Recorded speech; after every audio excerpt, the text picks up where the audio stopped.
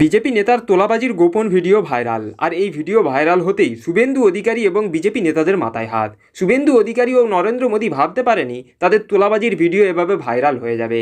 তো চলুন এই ভিডিওটি ধৈর্য ধরে শেষ পর্যন্ত দেখুন যে এই ভিডিও ভাইরাল হওয়ার পর শুভেন্দু অধিকারী, নরেন্দ্র মোদী এবং বিজেপি পার্টির কত বড় সর্বনাশ হয়ে গেল। এই ভিডিওটি ধৈর্য ধরে শেষ পর্যন্ত দেখলেই প্রমাণ পেয়ে যাবেন। আজকে চাই তো আপনি বলেছিলেন যে টাকা আজকে বলতো টাকা বলতো হ্যাঁ দিদি বলতো দিদি এক কোটি টাকা দিদি বলতো বলিনি দিদি বলতো ফোনে কথা হয়েছিল এখানে এলে হতো ফোনে বলতো খরচা আছে, নতুন সভাপতি হয়েছে এসব বলছে। এবারে এখানে এলে আর পুরো পরিষ্কার করে হতো। এমনি 1 কোটি টাকার কথা উল্লেখ করেছিল কি? হ্যাঁ কি না বল?